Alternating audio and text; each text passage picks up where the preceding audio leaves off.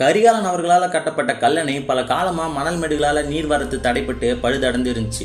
இதனால கல்லணையை நம்பியிருந்த தஞ்சை மாவட்டம் தொடர்ச்சியா வெள்ளத்தாலையும் வறட்சியாலையும் வளம் குறைஞ்சு காணப்பட்டுச்சு. இந்த மாதிரியான ஒரு சூழ்நிலையில தான் இந்திய நீர்ப்பாசனத்தின் தந்தையான சர் ஆர்தர் காட்டன் காவிரி பாசன பகுதிக்கு தனி பொறுப்பாளராக ஆங்கிலேய அரசால நியமிக்கப்படுறாரு. கல்லணையை பல காலம் ஆராய்ச்சி பண்ண சர் ஆர்தர் காட்டன் அவர்கள் தான் பயனற்று கிடந்த கல்லணையை மணல் பூக்கிகளை அமைச்சு சரி செய்யவும் ஆரம்பிச்சாரு. என்னதான் இதெல்லாம் பண்ணாலும் வினாடிக்கு இவ்வளவு கன அடி நீர் பாயிற காவிரி ஆற்றுக்கு நடுவுல எப்படி இந்த கல்லணையை கட்டுனாங்கன்ற கேள்விக்கு விடை தெரிஞ்சுக்க ஆர்வமா இருந்தாரு சர் ஆர்தர் காட்டன். இந்த பணிகளை மேற்கொள்ளும் போதுதான் அதோட அடித்தளத்துல பல கனமான பாறைகளை ஒண்ணுக்கு மேல ஒண்ணு வச்சு களிமண் பசை போன்ற ஒரு பொருளை பயன்படுத்தி ஒட்ட வச்சிருக்கிறத பார்த்து வியப்படைஞ்சாரு சர் ஆர்தர் காட்டன்.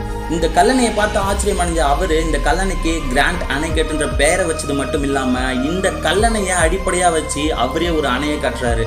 வேற லெவல்ல நம்ம தமிழர்கள். இந்த வீடியோ பிடிச்சிருந்தா இந்த வீடியோக்கு லைக் பண்ணிட்டு மறக்காம நம்ம சேனலையும் சப்ஸ்கிரைப் பண்ணுங்க. நன்றி, வணக்கம்.